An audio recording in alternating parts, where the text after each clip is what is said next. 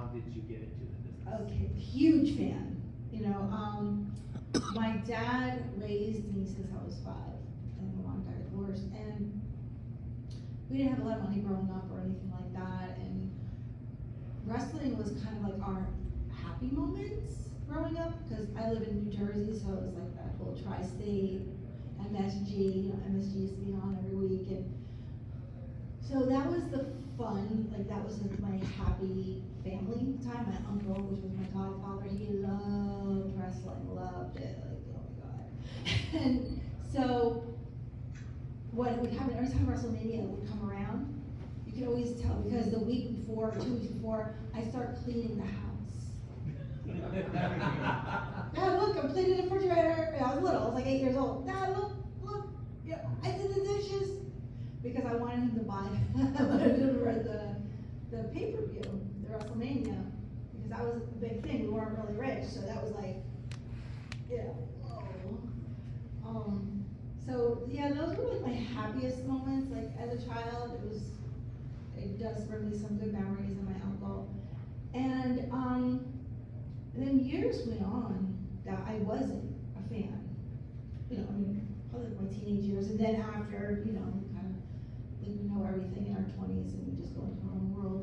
But for a long time, I wasn't. And I used to do some modeling and acting years ago. I studied in New York, and I would do like these modeling gigs. You ever see those Spencer posters, like Spencer store, the like little cheesy posters they used to have?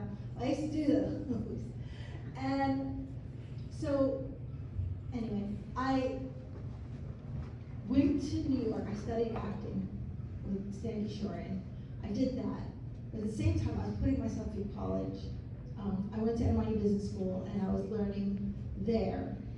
When I finished school, I was like, all right, it ain't gonna happen. I'm not gonna be an actor, you know, nothing's gonna happen, so move on, grow up. And I was a director of a international real estate firm in Manhattan. My professor took me right out of school. He was kind of mentoring me. Well, she wasn't. And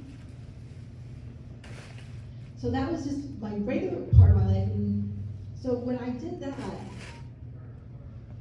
for years I was working in a bar before, like putting myself through school and everything, right? So there was a customer that I knew, and he used to do conventions, and he knew that I used to do those posters. So he said, listen, he goes, I have a bunch of them at home where I can get them. Will you sign them up for me? I'm probably never gonna see him again. I was going to New York. I wasn't gonna work anymore in the bar. And I was like, yeah, sure, no problem. So he comes over, I'm signing him up, and he starts telling me that he used to help with local shows for Vince back, you know, in the 80s when they would do smaller arenas, not even arenas, like high schools and stuff like that. And he would help with some promotion. I was like, oh my God, really? I didn't know what he was talking about, really, but I was like, oh, that's so cool. And I told him I was a wrestling fan. He's like, oh, really? I said, yeah, I want to do that. I could be like next Miss Elizabeth. Like, how stupid is that? So, like, I didn't want to be her. But, you know, I was just talking to talk. Like, it just, you know, trying to get my done and get out. So we were just making small talk. About a week later, he calls me. And he's like, he goes, Dawn, I got you on a show, a small show for Cousin Luke. I was like, what? He's like, yeah, he said you would love to do that. That's what you said. And I was like, I didn't mean it. I was like, you're talking the talk, you know that. And he said, well, I called in a favor. And I was like, oh, okay. So I had to do it, because now he would look like a jerk, right?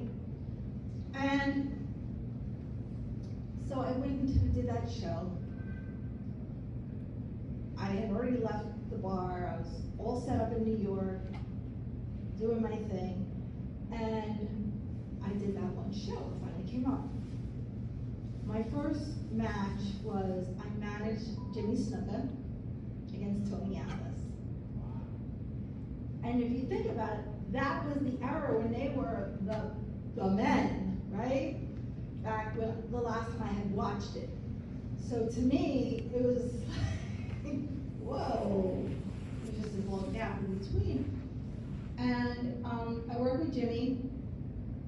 And you ever see on movies where everything gets real slow motion, and like these people have epiphanies, and they're like, whoa, and the whole world slows down around them? That really happened to me in real life.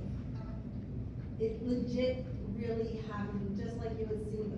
I could tell you today, all these years later, how many rows there were, what it smelled like, where the spring went. I could tell you every detail from that day. Because when I walked out the curtain for the first time, I remember just stopping and going, everything just stopped. And everything just was slow motion. I was like, oh my God, this is what I'm supposed to do for the rest of my life. It just, I can't explain it. It just felt like home. I didn't even get out to the ring yet. I just, oh my God, this is it. So that was a Friday. On Monday, I called my boss. I couldn't get it out of my mind. Oh my God, I know, like, I just knew it in my heart, like, that's what I had to do. So, I called my boss up on Monday, and I was like, hi Patty, I'm not coming in. And she's like, well, why? I said, actually, I'm quitting. And she goes, what? I said, yeah, I'm not coming in anymore. I just, thank you for your opportunity. It's just not in my heart. I just can't do it. You know, I don't want to do this. She said, well, we'll talk about it when you come in and pick up your license and, you know, all your stuff. I said, no, Patty, you don't understand. I'm not coming in to get anything. Throw it all in the garbage. That's how I felt. Like, I knew